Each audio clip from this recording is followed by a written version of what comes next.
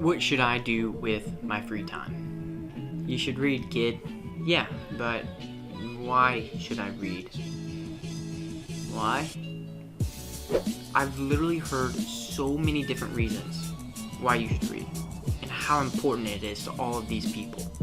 So we have all of these reasons why we should read. To be forever free. There is more treasure in books than all the pirates' loot on Treasure Island. Leaders are readers. Improve yourself by what others have labored hard for. But who tells you how to read? Okay, yes, you're right. It's your kindergarten teacher. They all do. So we all know how to read. But how do you read to be forever free? To satisfy curiosity? To improve yourself?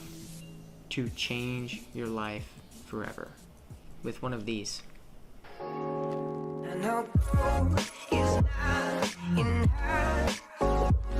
When I read books like this, or like this, I'm reading to grow, to earn more than a pirate's booty treasure on an island.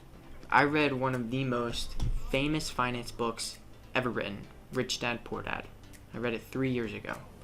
But the only thing I can tell you about that book is something about 4 quadrants, your home isn't an asset, and a 10-something exchange to avoid taxes. To be honest, I can't remember much. But I do remember thinking that was a really good book. I remember thinking, this is some powerful stuff in here I can use for the rest of my life. So the amount of time I spent reading that book, according to the internet, the average time is 4 hours and 6 minutes. Don't ask me. That much time is now wasted. I cannot recall 2% of what I read, and it's not even a coherent full idea. So within the past 2.5 years, when I say I became a reader, I've read 43 books. Rich Dad, Poor Dad is a small book, and it takes around 4 hours to read. But let's be reasonable and take the 43 books that I've read and say it takes 5 hours to read each one. It's going to be 215 hours to read each one. And that's being very, very conservative. At $15 an hour, that would be an extra $3,225 in your pocket. Or if I spent that time studying for finals in college, I just might have graduated with a 4.0 instead of a average 3.5. Sorry, Mom and Dad. So I'm super average. I'm just like everybody else. That's why I can't remember the top 5 things in one of the most coveted finance books ever written. Yeah, I know, shame on me, whatever. Yes. But when all of these smart, above average people, like Socrates, like Tony Robbins, Warren Buffett, Jeff Bezos, freaking LeBron James, the greatest basketball player who ever lived, yes, reads before playoffs. When they tell me to read, so besides from reading makes you look smart and maybe sophisticated, what's the point? I don't know. There isn't a point to reading anything self-improvement unless those principles in that book stick inside here. Instead of relying on memory, 2 years ago, I started writing everything I ever want to remember from any book I've ever read. I wrote it down in this notebook. I cannot begin to tell you how thankful I am I started doing this. I cannot tell a lie. I still remember the day.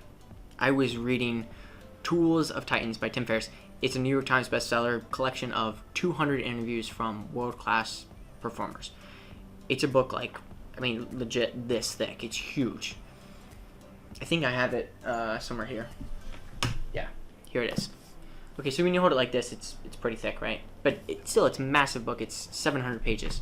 I remember thinking, this is low-key a cheat sheet to life. It's information from the best people in every subject in life. The book to really end all books. And I genuinely remember wondering to myself, how will I remember all of the things in this book? Because I can't even remember what I ate for lunch yesterday. You know, this book, it's full of juicy quotes and stories and studies and concepts and recommendations. And I knew I would forget what was in the first chapter as soon as I began the 40th. Because yeah, there are a ton of chapters. So I bought a handy little journal. This is my second one, but I bought a journal, and just about every other page in this book, I wrote something down in this journal. Any quote, any story, any concept, any idea, any recommendation that I thought was cool, that I wanted to remember for the rest of my life, I wrote it down in here, and I condensed it into the handiest version. Books are not handy. If you have a whole library of 100 books, they are not handy.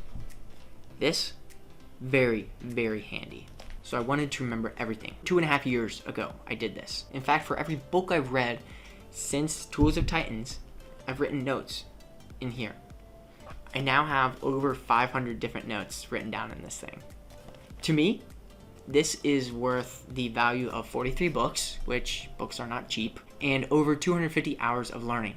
A lot of money. But the best thing is, whenever I'm looking for guidance, an inspiring quote, the right question I need to ask myself, something to spark an idea, I know right where I need to go. I don't have to sift through the motivational YouTube videos or quotes on the internet or spend 4 hours reading a motivational book so my butt stops being lazy. And then, if you can make a habit out of reviewing your book notes every day, you'll sound like the smartest, most put together person ever. Because you will know all of these fancy quotes, these case studies, these concepts, these ideas from 43 different books or however many books you read. And soon enough, not only do you sound smart and put together, you actually are smarter and you actually have your life put together because you will start to live by what you read every single day. I'll do a quick run through on the specifics of how I organize my book journal when I begin reading a book. I label the next available space with the title, the author, and the date. Let's look for one right here. So that's right here. I have Dale Carnegie, How to Win Friends and Influence People, February 20th, 2020. And then for each point in the book that I like, what I do is I write it, and I write the page number where I found that nugget of gold. Putting the page number is uber important because I promise you, sometime you'll write something that at the time makes 100% sense, but then when you go back to review it, it doesn't make sense at all.